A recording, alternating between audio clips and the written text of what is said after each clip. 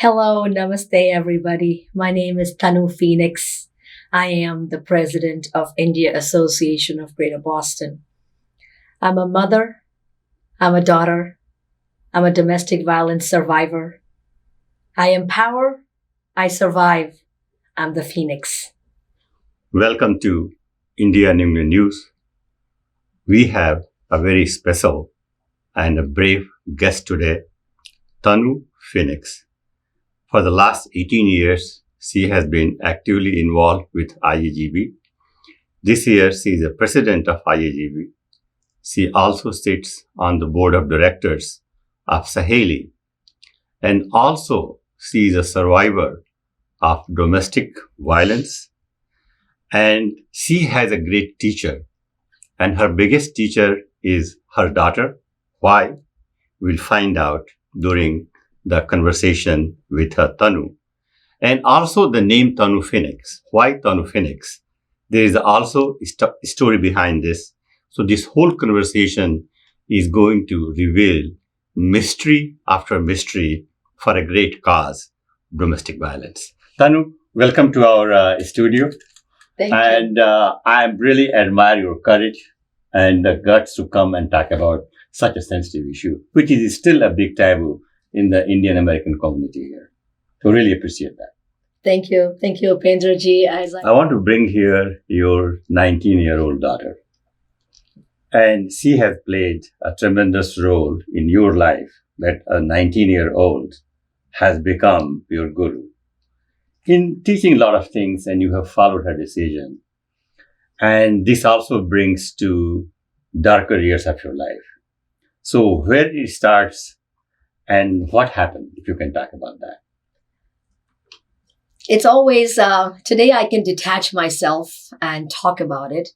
There was a lot of work that went into this me from my journey of becoming Tanu Phoenix from Sutanuka Basu has been a very tough journey.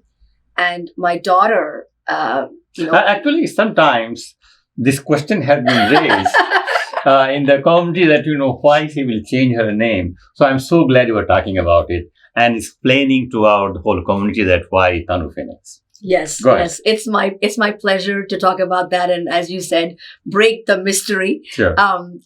It has been a fantastic journey. I want to say fantastic, not pun intended, but in the true sense of the term. I call it my rebirth, rising from the ashes, the Phoenix, which my daughter and I are. We have seen some dark days. We are domestic violence survivors. We are survivors. Now, the question I'm asking you is, you are saying we, so it means your daughter is also part of that suffering as well. So I'm glad, just wanted to make that point. Yes, sure. Yes, you're absolutely right. See, when a woman suffers from domestic violence, any which way, if there's a child involved, the child is part of that. If there's an extended family, they're part of that as well. So my parents and my daughter, we have built a beautiful life together here in the U.S.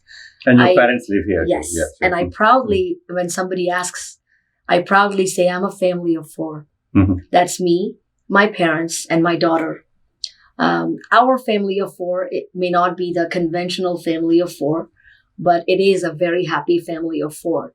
It took a lot of work to get where we are today. And your parents live with you? Yes, sure. They live with me. Mm-hmm.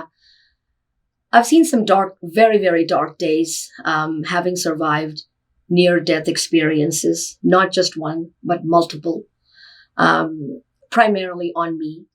And my daughter as well, to a great extent, where as a child, as a 4-year-old or a 5-year-old or a 6-year-old, she has had a lot of such experiences where there was a lot of child neglect and child abuse that has happened, primarily neglect.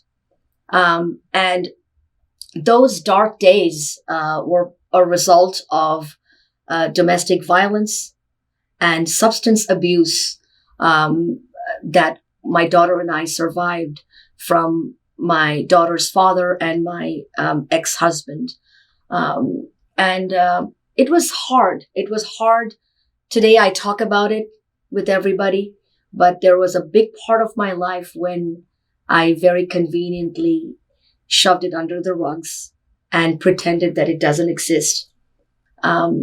Today we stand tall as winners in every possible way.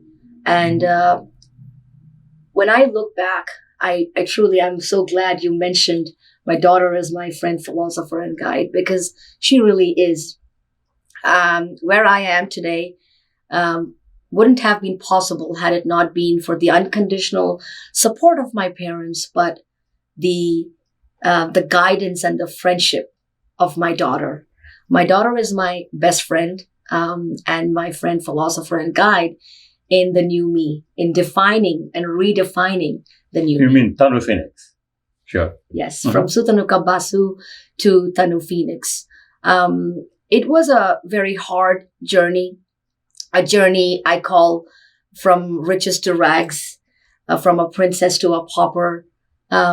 Today I can make fun of it and say, yes. So how it started? If you can just give some of our viewers may not be familiar about the domestic violence, how it really starts and how you dealt with this. Sadly so, it started right from my honeymoon. Mm-hmm. But as a stereotypical Indian woman, a young girl. How old you were there when you went on your honeymoon or when you got married? I was a late teenager. Mm-hmm. That's very early. In my late teens, yes. Yeah. It was an arranged marriage. And as a stereotypical newlywed, you have all these dreams. You live in a bubble. Mm-hmm. You have all these dreams and aspirations, the romance factor. So you see things, but you don't see because you think something is wrong with you. You did a mistake. Move on from that. It'll get better. I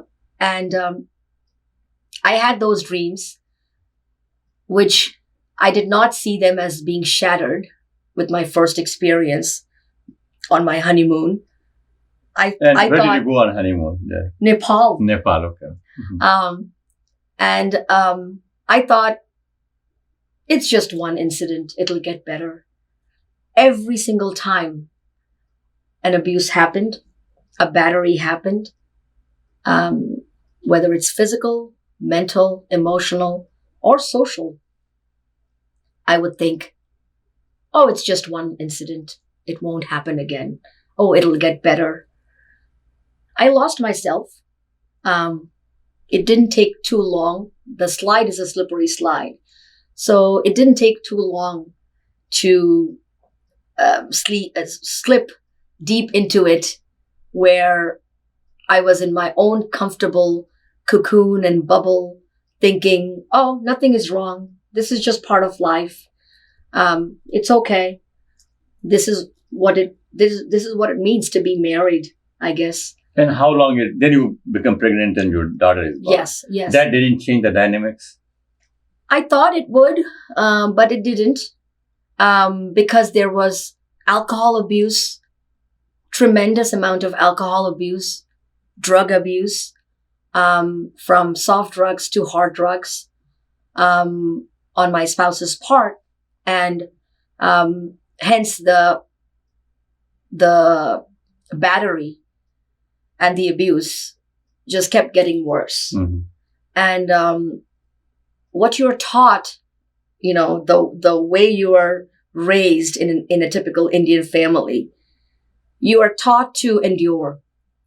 You are taught, like, for example, my maternal grandmother, she's no more. I lost her about a few years ago, 2 to 3 years ago during COVID time. She's born and raised in Varanasi from a very affluent Brahmin family. So she would always, I tried to tell her when I didn't tell anybody. So you confessed to her about this? Yes. Okay. When I didn't tell anybody, I not even your parents. No, because I thought I will fail everybody that I told, because they would think something is wrong with me they would think, oh, my marriage is not, they It's would. incredible, sadly, how many things goes. Yeah. And I'm so glad you are sharing this Yeah. story, because our viewers and readers can really share, understand that how complicated this is. It is very complicated because when you have an arranged marriage, it's not the marriage of two people. It's the marriage of families. Sure. So I was always under the impression that I'm going to fail my family if I talk about it, which is actually the unconscious bias that every Indian woman goes through at some point or the other, where they feel that the family is going to be disappointed. And I never talked about it because I thought, oh, it's going to hurt my dad's feelings. Oh, my mom is going to be devastated.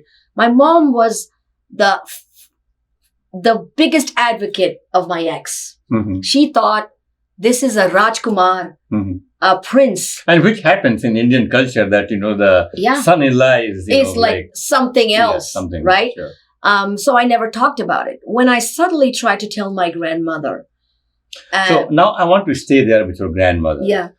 How did you gather courage to tell to her, and what was her initial response? So this one time, so I went through a tremendous amount of post-traumatic stress disorder from one of the episodes that had happened, one of the domestic violence episodes that had happened. And I remember I was going through tremendous anxiety disorder, PTSD, and depression.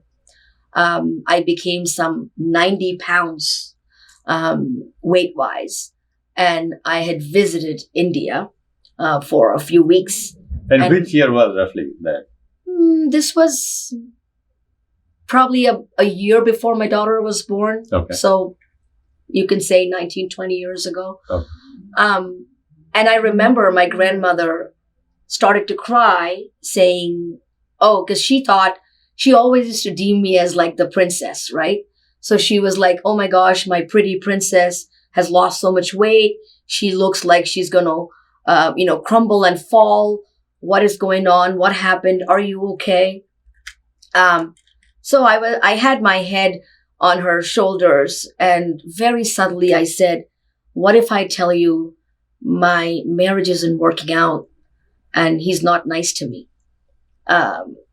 I swallowed 5 times before uttering every word, each word.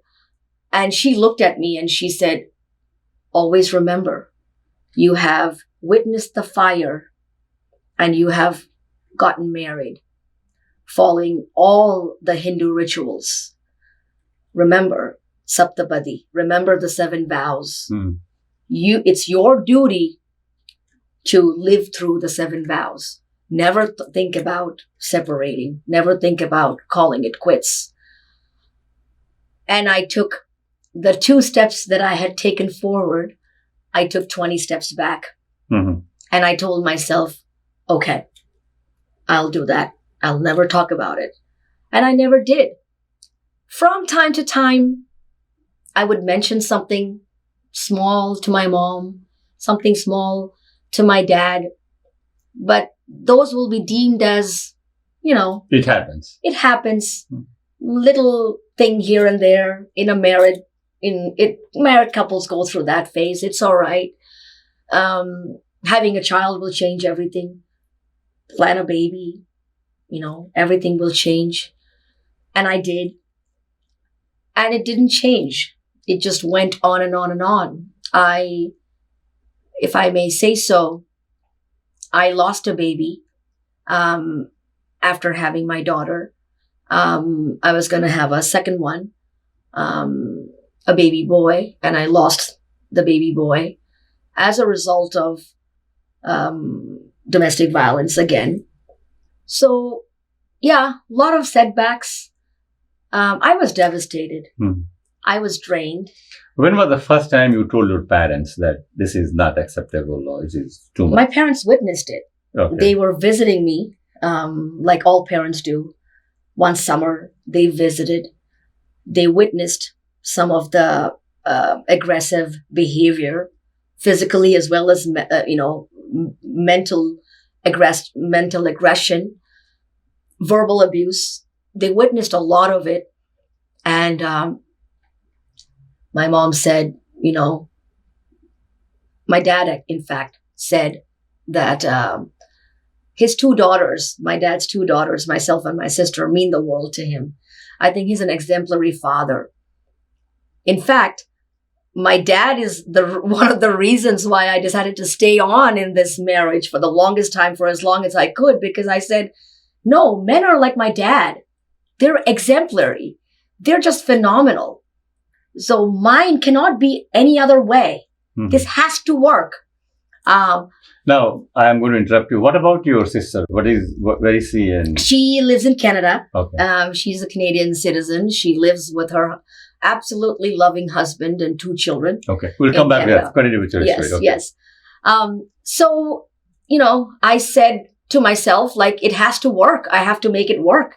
But when they witnessed the verbal abuse and some of the physical abuse, very mild physical abuse when they were here, my dad said, you need to leave and get rid of this guy because this is devastating. And I got you into this marriage. I have to get you out. I vehemently said, no, that's not going to happen. I love him. And I'm going to stick to the marriage. I have a daughter now. I absolutely will not raise my daughter in a broken family.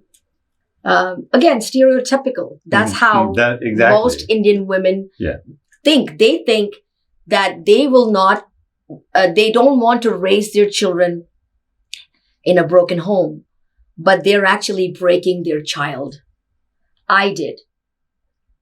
I thought I wouldn't leave because I didn't want to raise my daughter in a broken home. But I did not realize I broke my child by putting her through all of this that she endured.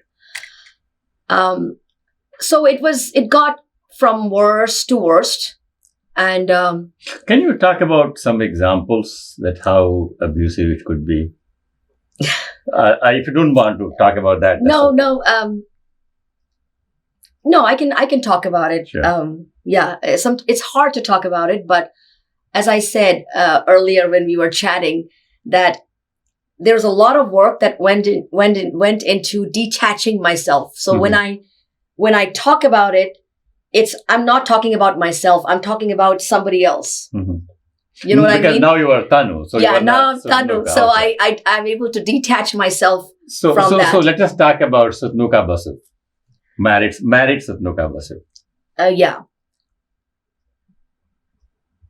Take your time. So this one time,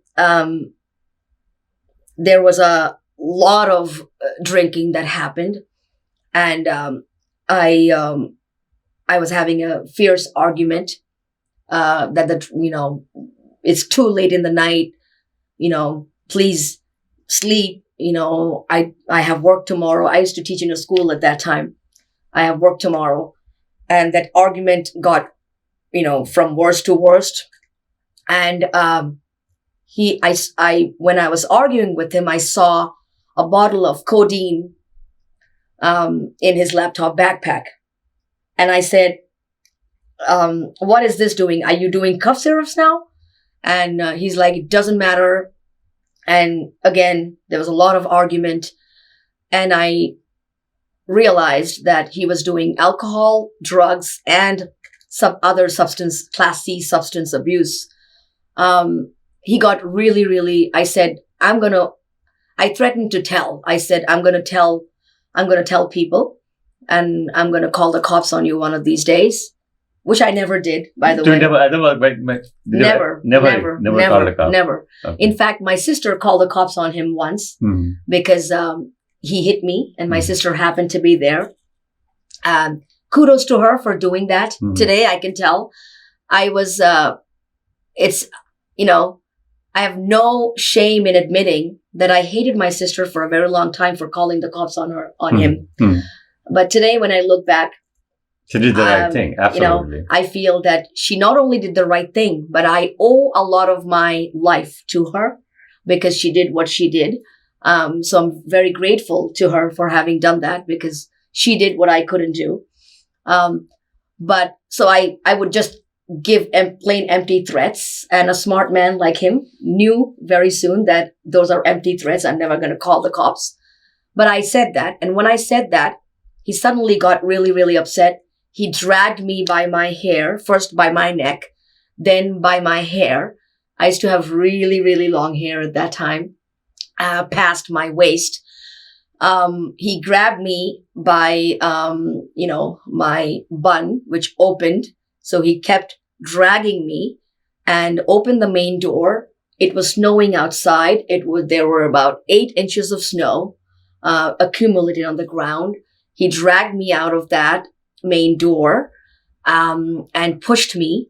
I slipped down because, there's so much of snow. I kind of slid down, the snow and landed on my butt, on my bottoms, on the snow, on the pile of snow.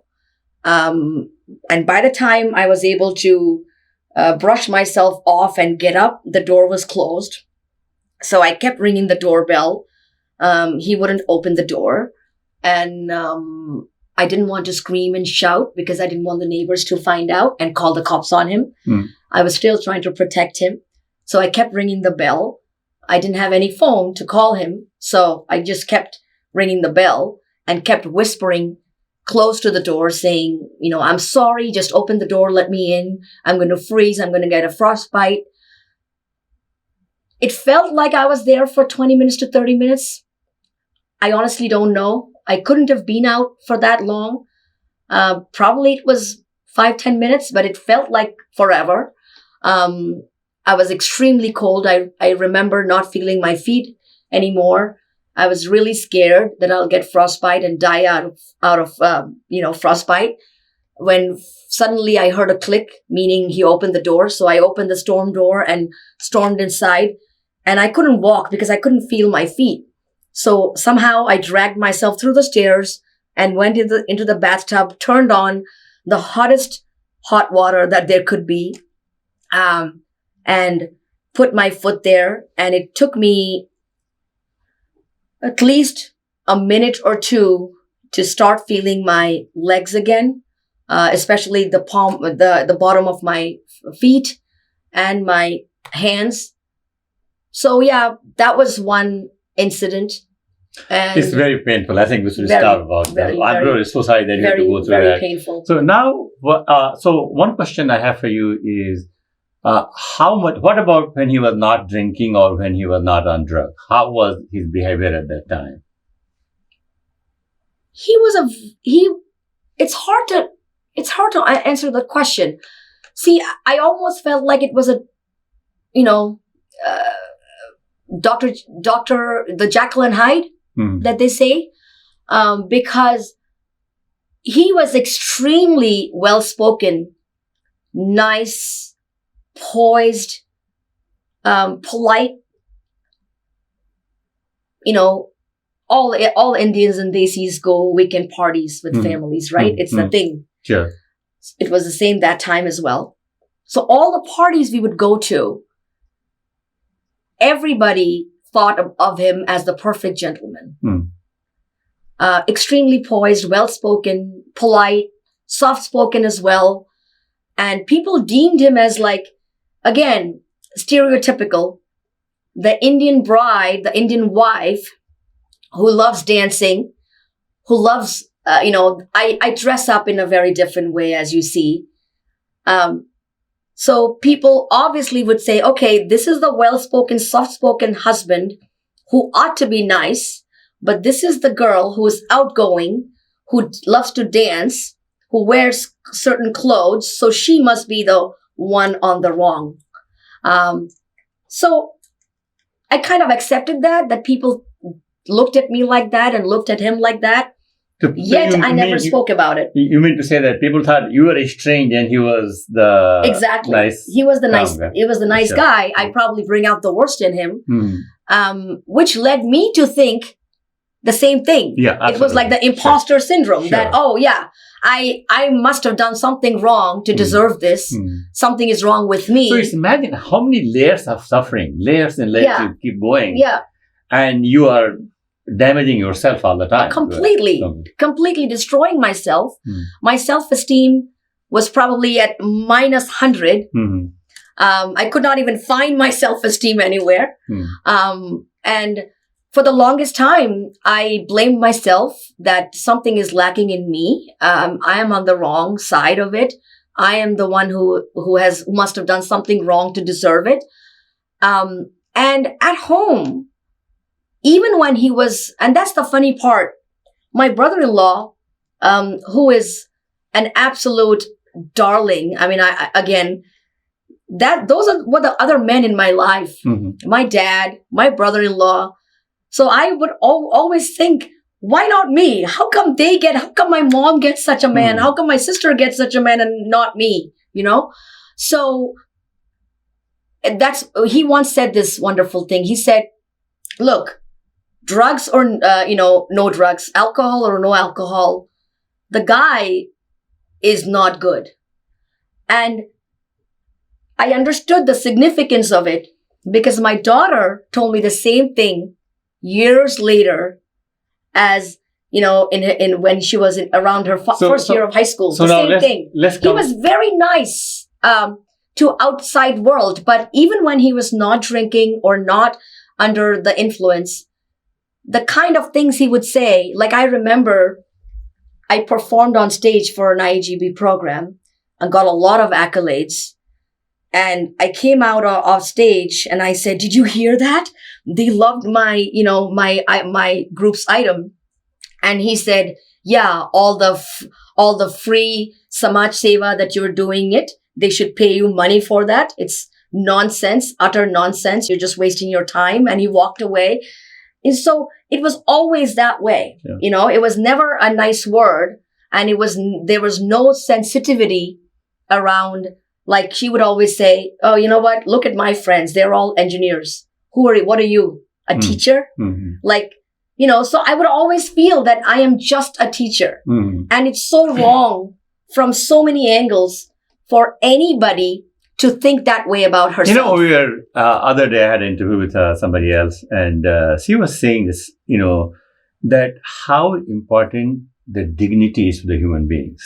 And if anybody puts your dignity down, that is worse than anything you can think of humanly possible. Yeah. And what you were saying, that constantly you are being put down and your dignity is being eroded every time. Yeah, yeah. And it became my second nature. Yeah, absolutely. That's what I had become. I had become somebody with zero self-esteem who did not value her life ever.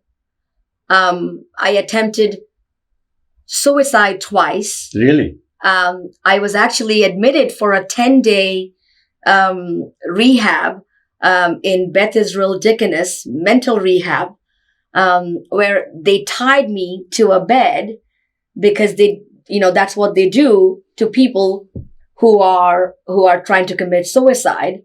It happened twice with you. Twice. Twice. So that's why I said now I can detach. I don't know that person. I don't know who that person was. You don't know Nuga Basu? I don't. Okay. I really don't. So now, when is the first time, how old is your daughter when she becomes aware of all these crazy things going on in the household? I think she had a very rough elementary school life and middle school life. She was always above average, not just above average. In fact, her recent psychometric test revealed that her IQ is extraordinary. That's one good thing that she has probably inherited from her dad.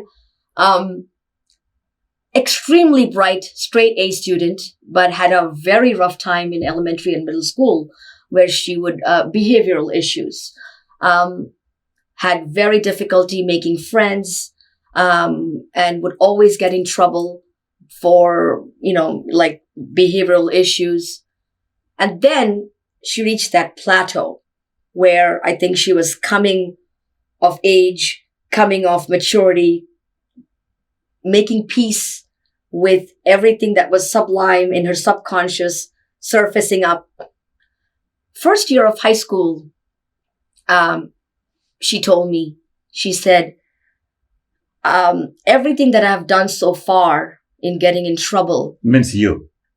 No, she's talking about herself. But, okay. Mom, everything I've done so far, that has gotten me in trouble, it's been to just get dad's attention.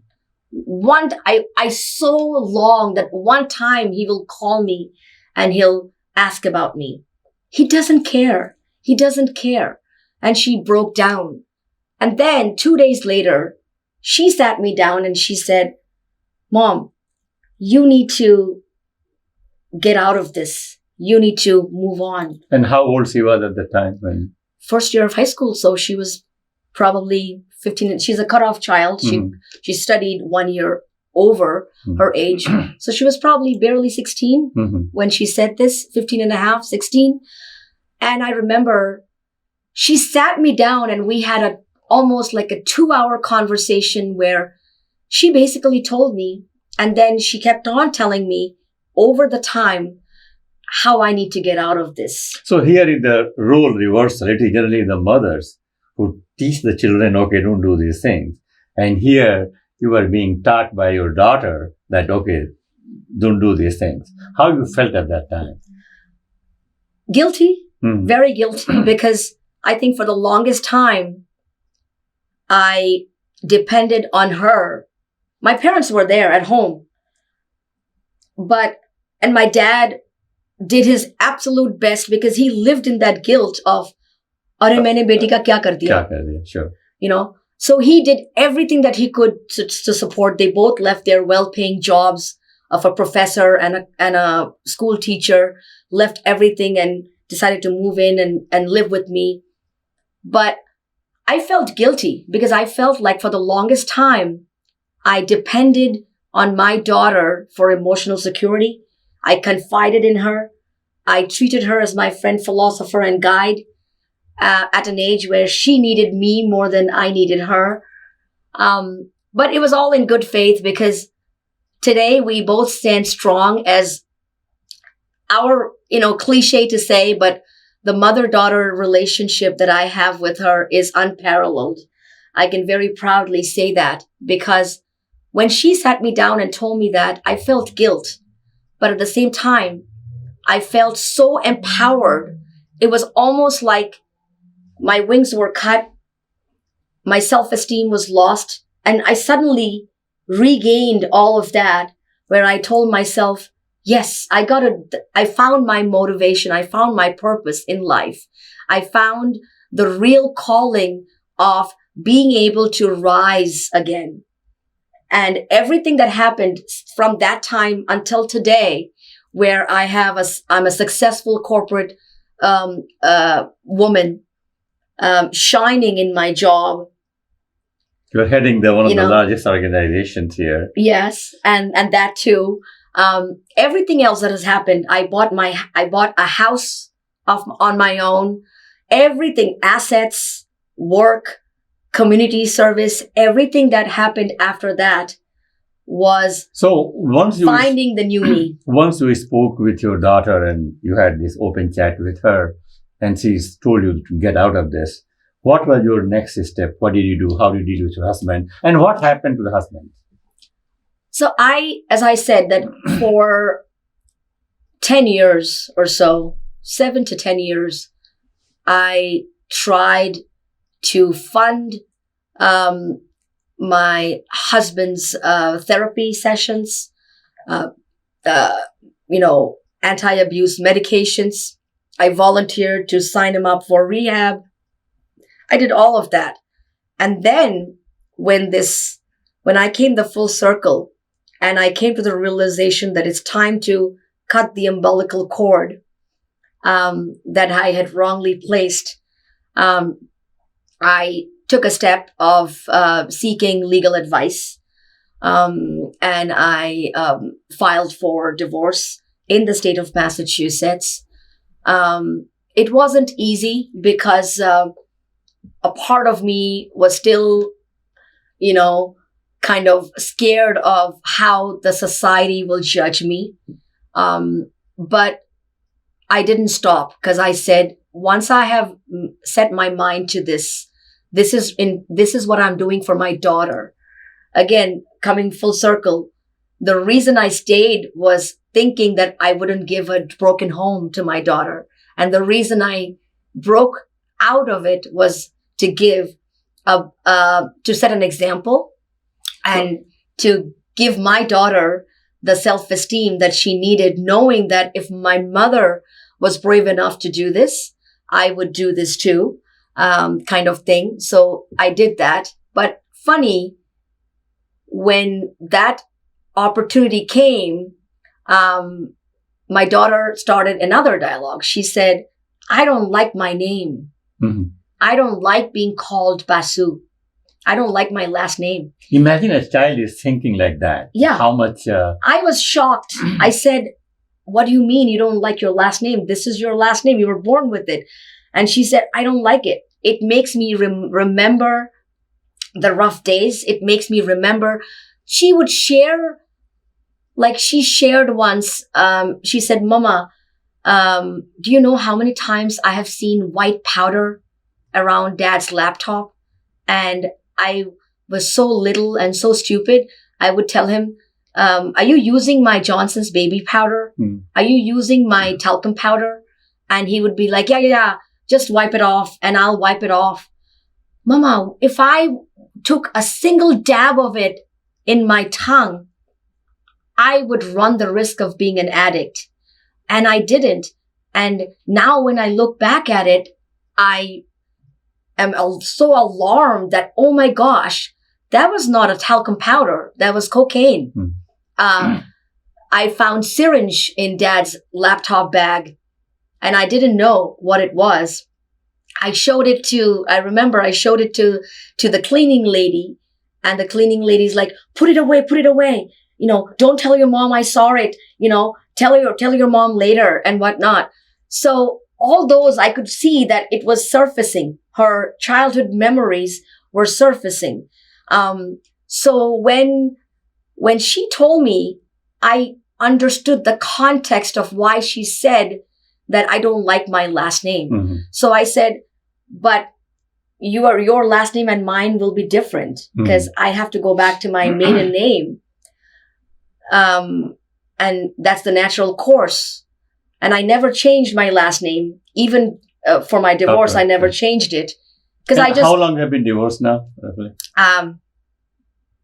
Several years. Yeah, several years. Okay. So I said, no, wait, because same reason, Sutanuka Basu was very well known. Mm-hmm. So I didn't see any reason of changing it. Again, that's why I have that friend, philosopher and guide. And she said, no, does it not remind you of everything that went wrong? Doesn't it remind you of so much of hurt and pain? It does to me. I don't want to keep that. I want to be known by you. I said, what do you mean? So we kept having this dialogue where gist of the matter is that she said, she's like, Mama, let's set our own legacy. So what is now her last name? Phoenix. Phoenix, oh, excellent. Yeah. Very so she said, let's set our own legacy. Let's set our own tradition, where we are both phoenixes. My dad is a poet and a published author and a novelist. So this thing he does on every birthday of mine is he gives me a poem. So for about 4 or 5 years ago, he wrote a poem where he called me a phoenix rising from the ashes, just like the bird. My daughter remembered that. So when her and I were having this dialogue of let's set our own legacy and our own tradition, and we were thinking, okay, if not Basu, then what? And she wanted to ensure that her and I have the same last name. So I asked her 2 questions. I said, okay, so what should our last name be? She said, your dad calls you a phoenix rising from the ashes. I think we both rose from the ashes. So we should both be phoenix. So I asked her, I said, well, today you're telling me this. What if you get married and change your last name? She's like, oh, I'm not going to change my last name. Do you not know? People don't need to change their last name these days. Sure. I'm going to be a Phoenix. I said, okay. And it was a cumbersome process because it is something I could not ask people because nobody had done it. So I did my own research. This was, I must say, a very bold decision. Yeah. And I'm so glad this mystery is solved today. Yeah. And there was no example, as I said.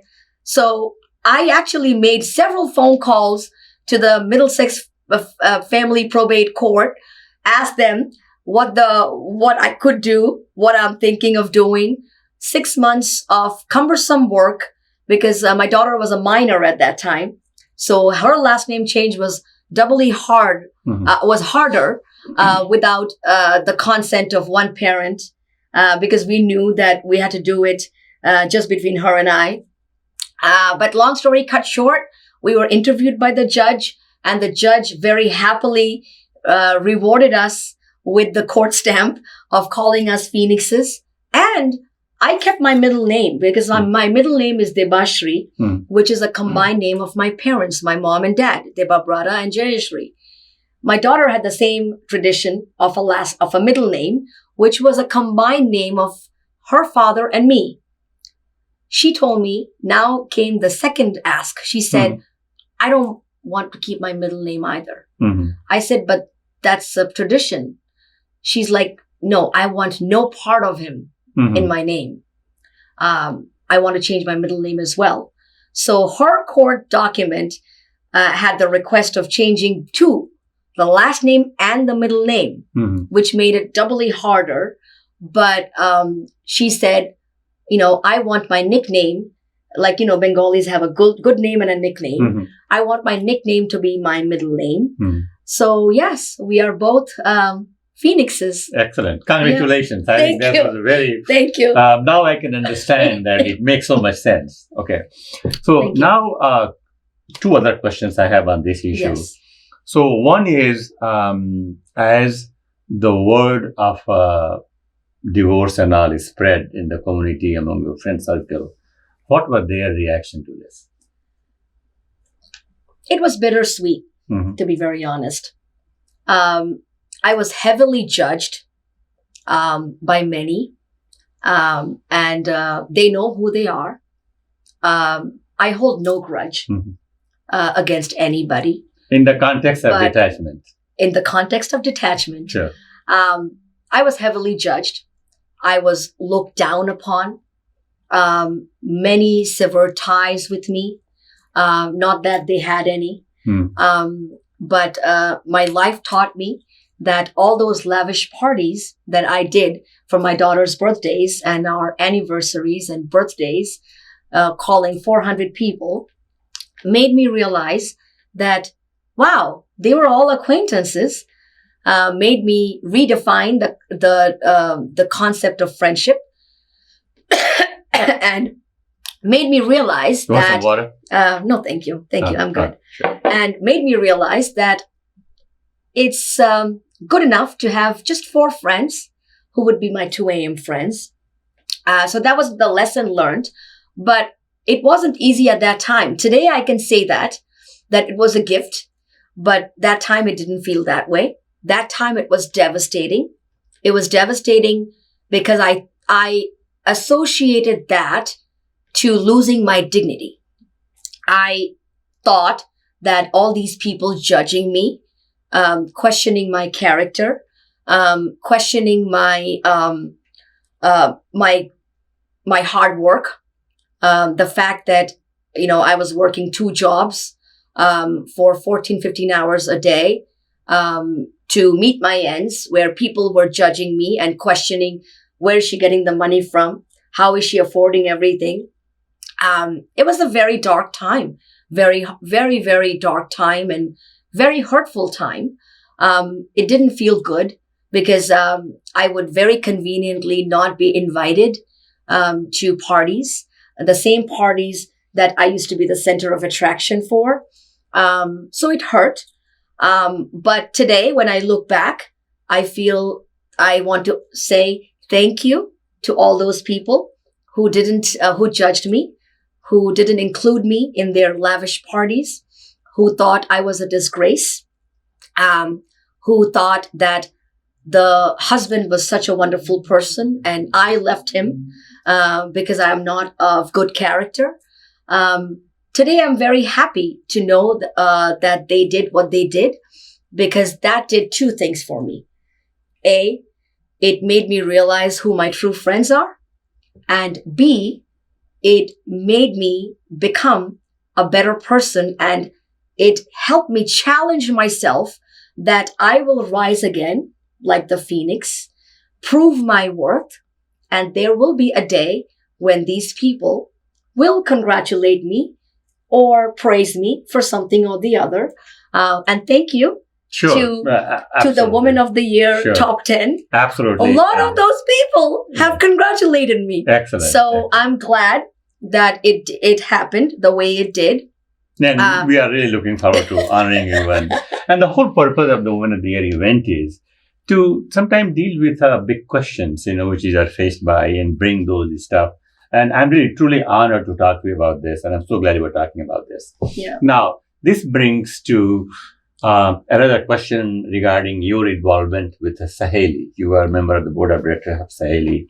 You have also been involved with Saheli for a long time. Did you tell your domestic violence situation? Did you share with Saheli or no? Yes, I did. In fact, Saheli, as you know, has been an integral part of IAGB. Sure, it was. It stemmed out of that. Sure. It stemmed out of IAGB. I was there when it started. Yes, I remember that. So for me, IAGB and Saheli were part of one big organization, and it was very close to my heart as a giver, because I was one of the, I was an active member of IAGB. Saheli is part of IAGB. So, I knew Saheli from a giver perspective. Oh, this is an organization that's part of IAGB that does great work for women who are trying to survive domestic violence. Then when life happened, and I needed help, this was in 2012. When I started my journey of Phoenix, Saheli. So imagine when all of us knew you, but we had no clue what was going on underneath. Yeah. And that's very sad. Very sad. Yes. Very sad. Okay, go ahead. And so when I needed help and I had hit rock bottom, I moved back in 2012. After a short stint in Canada with 6 suitcases, nothing else, no money, $0 in my bank, 6 suitcases, and my parents and my child, who was about to start. So you had second grade. moved to Canada, right? Yes. Yes. During tough because times. I had to run. Yeah. Okay. Yeah. So you ran away from here, went to Canada. Yeah. And then lived with my sister for about 3 months. Worked in a school as an English language tutor in an after-school program. I used to take 2 buses and 2 trains to get there. It would be about a 2-hour commute in total. One way. One way. Mm-hmm. One way. And I remember I used to take my daughter along. And how old she was at the time? She was 7. 7. Okay. So imagine what a poor child has to go through all this. And the extreme weather in Canada, when we would walk between buses from one stop to another, from one train station to another, she'll say, "How much longer, Mama? How much longer?" And I'll say, "Just think, we are taking a sauna bath, in a warm sauna bath. Okay, it's almost there. It's almost there." And we used to walk together. And I remember that walk and the 2-hour commute because we used to take turns sleeping. I would say, "Okay, I'm going to sleep for 15 minutes, then you'll sleep for 15 minutes," because our commute was that long. I aspired to come back to the US. I was looking for a job. I was telling you earlier in the other room, trust me, Upendraji, I'm getting goosebumps to say this. The energy that you give out, you receive. There's something divine, something out there that's watching over you and has bigger plans for you. Because I was looking for a job everywhere in the US. I could go to Alaska or Arkansas that I could care because I needed a job. What are the odds that I got my first job? The first job offer that I got from all my job applications was a job in Burlington, Massachusetts. I took it as a sign. I said, the place I ran away from, the place I fear that I'll be judged at, is calling me back. I got the job. I remember my joining date was December 17th. I moved back to Burlington on December 1st. And I moved to an apartment with 6 suitcases, my parents and my daughter. And for 6 months, we slept on the floor, it was a carpeted apartment, with a bed sheet, and we just had 2 pillows and a comforter. And I remember when my daughter would ask me every day, when are we getting a bed? And I told her, very soon, but just so you know, once I have enough money, the first mattress that comes in will be for Nanu and Nani, because they're older than us, and then will be ours. So she had to wait. A 7-year-old was wise enough to know and had to wait for our bed. We got our bed after 8 months. And meanwhile, did you get any support from anyone? So that was the time when Saheli was a huge support. In fact, one of the Saheli leaders helped me get that apartment at a discounted rate. Saheli sent me a computer desk. Saheli sent me a dining table with 4 chairs, because one of the Saheli leaders, who was a friend, happened to pay a visit and saw my dad sitting on the floor with a newspaper and, bending to eat food. So we got that donation. And when those Saheli donations came in, it made me realize, again, I've come full circle, because now I'm a receiver from a giver at Saheli. So I promised myself, once I'm able to pick up the pieces and get a grip on myself, I will go back to Saheli. At that time, IAGB honestly did not even occur in my mind, because I was like, I need to go back to Saheli and help. So as soon as I was able to get on my feet, get situated, I went back to IAGB and Saheli at the same time. And ever since, I have been glued to Saheli, because the cause of Saheli is far more compelling and close to my heart. I can see that. Yeah. Because it is important that we have a dialogue. It's important that we talk about things. Because as women, Upendraji, as women being raised by the way we have been raised. You mean in the Indian context? In the Indian context. And now with the influx of social media, people have a real life and a real life. Now, and many know that I have been totally against social media and social networking. I've never had a social media profile ever in my life. Thanks to my position as the president of IAGB, I came on social media. I'm enjoying it, but I keep it strictly limited to IAGB work only. But I feel that there is a huge need. Like we talk about, people don't talk about it. My question is the other way around. Who do they talk to? Because people don't want to listen to that. People don't want to talk about that. They will talk about that, but they won't necessarily be openly talking about it with pride. I feel when a so-called survivor wants to come out in the open and talk about it, they need to be embraced, they need to be empowered, and they need to be celebrated. Sure. Current day and time, yes, such women are being celebrated, which is bravo to all the women and the men who celebrate such women.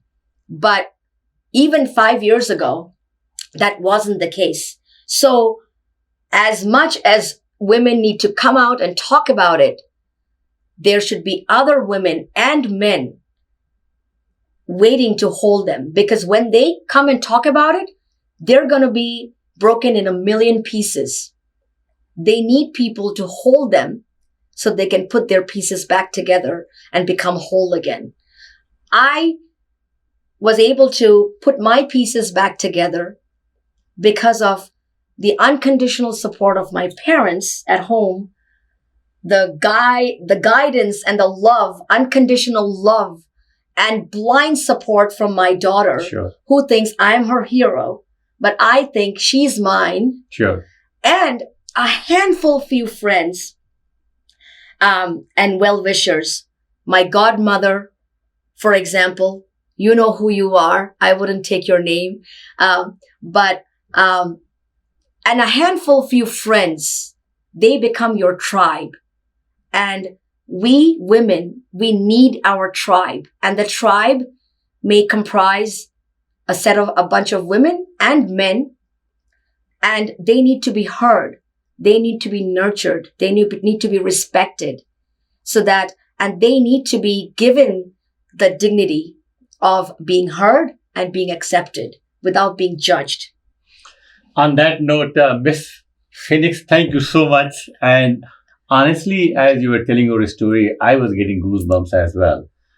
Both on the sadness, the suffering, and at the same time, the way you have really risen from the ashes. Congratulations, and we are really looking forward to honoring you on during our annual Women of the Year Awards Gala on April 26th at Burlington Marriott.